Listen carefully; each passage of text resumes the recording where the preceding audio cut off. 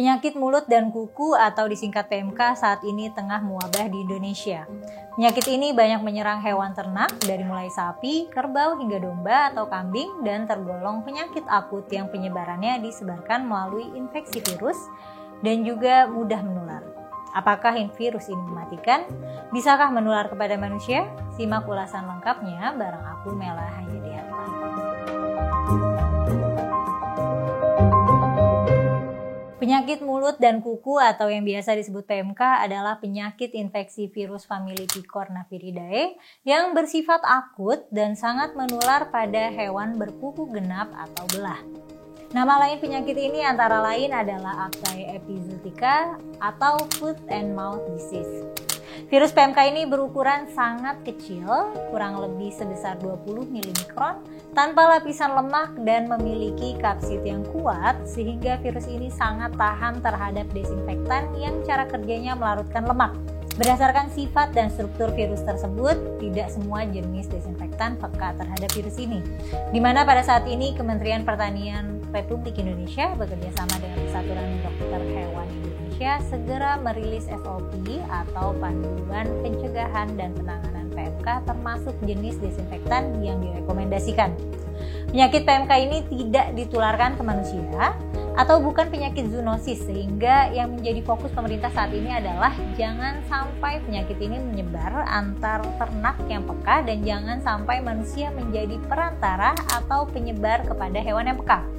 Pada manusia sendiri, virus ini tidak menimbulkan penyakit, namun dampaknya bisa menularkan kepada hewan yang peka. Hewan yang peka terhadap PMK adalah sapi, kerbau, kambing, domba, rusa, babi, unta, dan beberapa jenis hewan lain seperti bison, antelop, jerapah, dan gajah. Penyakit mulut dan kuku adalah penyakit hewan menular yang paling ditakuti oleh semua negara di dunia. Penyakit ini dapat menyebar dengan sangat cepat dan mampu melampaui batas negara serta dapat menimbulkan kerugian ekonomi yang sangat tinggi. Untuk kerugian ekonomi berupa kematian ternak dan tingginya angka kesakitan, adanya hambatan perdagangan, terganggunya industri turisme, operasional pemberantasan penyakit, serta gangguan terhadap aspek sosial budaya dan keresahan masyarakat. Di Indonesia ini bukan yang pertama kalinya ya. Dulu Indonesia sudah pernah mengalami beberapa kejadian wabah PMK. Mulai dari masuknya PMK ke Indonesia pada tahun 1887 di Malang, Jawa Timur, yang selanjutnya menyebar ke berbagai daerah sampai kejadian wabah terakhir di Pulau Jawa pada tahun 1983 yang dimulai dari Jawa Timur. Akhirnya Indonesia berhasil mendeklarasikan status bebas PMK pada tahun 1986 dan kemudian mendapatkan pengakuan dunia terhadap status bebas PMK tanpa vaksinasi sebagaimana tercantum dalam resolusi Organisasi Kesehatan Hewan Dunia nomor 11 tahun 1990. Kok bisa ya wabah PMK ini muncul lagi padahal Indonesia sudah berstatus bebas PMK tanpa vaksinasi berdasarkan resolusi OIE nomor 11 tahun 1990. Sampai saat ini sih belum diketahui secara pasti asal penularannya. Dugaan PMK sementara adalah karena Indonesia membolehkan impor produk hewan dari negara yang masih tertular PMK, terutama India sejak tahun 2016. Ciri-ciri hewan yang terinfeksi virus PMK ini adalah adanya pembentukan vesikel atau lepuh dan erosi di mulut, lidah, gusi, nostril, puting, dan di kulit sekitar kuku, pincang, dan bahkan kuku bisa terlepas. Hipersalivasi, hewan lebih sering berbaring. Pada ternak potong terjadi penurunan bobot badan dan pada ternak perah terjadi penurunan produksi susu yang drastis. Wah, kalau ada virus ini kita jadi takut dong makan daging sapi. Nah, jangan khawatir, penyakit ini tidak ditularkan ke manusia karena bukan penyakit zoonosis, sehingga daging dan susu aman untuk dikonsumsi.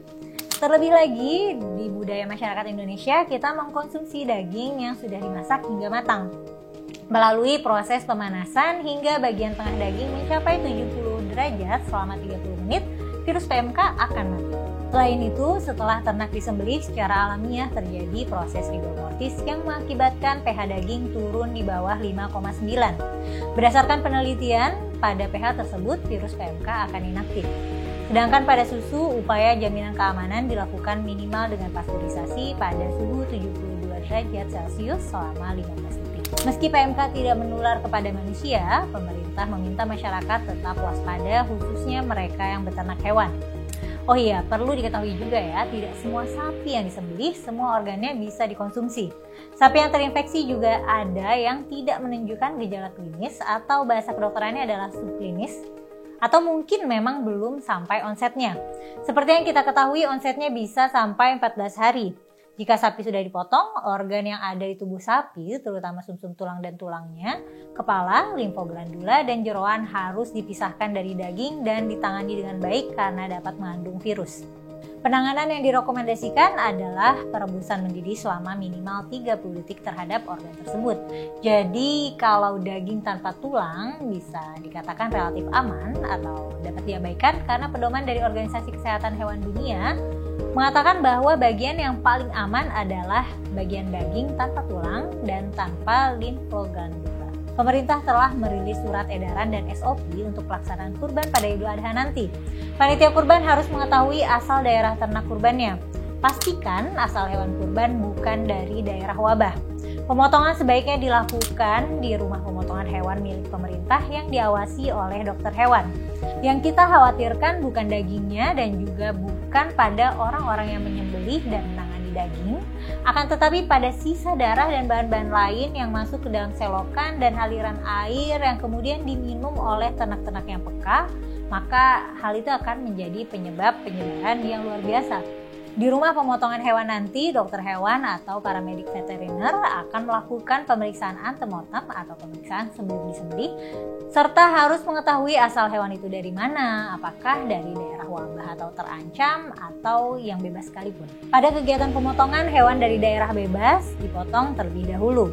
Hewan ternak yang berasal dari daerah wabah dan daerah terancam wajib dipisahkan dan ditempatkan di kandang isolasi, meskipun kondisi hewan tersebut tampak sehat. Pada area isolasi tersebut, dokter hewan akan melakukan pemeriksaan secara individu. Jika dinyatakan sehat, maka boleh dipotong dan setelahnya tetap dilakukan pemeriksaan postmortem oleh dokter hewan. Jika pada pemeriksaan kesehatan hasilnya positif PMK, maka yang harus dilakukan adalah tetap dipisahkan di kandang isolasi dan diobati.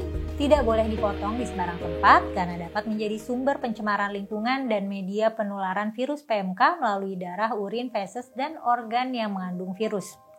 Penanggulangan tersebut bukan semata-mata karena manusia ikut terinfeksi, tetapi karena takut dari tulang, kepala, jeroan, feses, urin, darah, dan lain-lain akan menjadi sumber pencemaran yang menginfeksi hewan atau ternak peka di lingkungannya.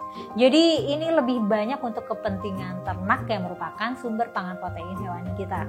Untuk pengobatan untuk sapi yang terinfeksi PMK dapat menggunakan antibiotik, antipiretik, dan vitamin sebagai penanganan yang utama. Namun ketersediaan obat-obat tersebut sangat terbatas seiring merebaknya kasus PMK, sehingga diperlukan pengobatan alternatif yang dapat diberikan untuk mempercepat kesembuhan ternak yang terinfeksi PMK. Obat sapi PMK atau untuk hewan ternak yang terinfeksi seperti dituliskan laman resmi Dinas Peternakan dan Kesehatan Hewan Provinsi Nusa Tenggara Barat, pengobatan untuk sapi yang terinfeksi PMK dapat menggunakan obat herbal. Obat PMK sapi dengan herbal dapat menggunakan bahan-bahan yang bersifat alami yang didapatkan dari tumbuh-tumbuhan sekitar dan dapat diolah menjadi obat tradisional sebagai pengobatan alternatif dalam mengobati luka. Untuk saat ini, apabila masyarakat membeli daging dari pasar, jangan dicuci, tapi langsung dimasak saja hingga mendidih minimal 30 menit. Agar jika pada permukaan daging tersebut terkontaminasi virus, virusnya tidak mencemari aliran air dari pencucian daging yang nantinya dapat menginfeksi hewan peka di lingkungan kita. Penyimpanan daging dalam kulkas sangat bagus karena sama dengan proses pelayuan. Namun jika ingin disimpan di freezer untuk dibekukan, maka harus direbus dahulu, misalnya diungkep dahulu kemudian dibekukan. Jika ingin menyimpan daging mentah dalam bentuk beku, maka sebelum dibekukan sebaiknya dimasukkan dahulu di dalam pendingin selama 24 jam. Proses ini sama seperti proses pelayuan yang dilakukan di negara-negara maju dalam pengendalian PMK. Oke, segitu dulu ya berita tentang pengendalian kasus virus PMK. Jangan lupa untuk komen, like, dan subscribe channel YouTube Rio Life ya. Sampai jumpa di episode selanjutnya.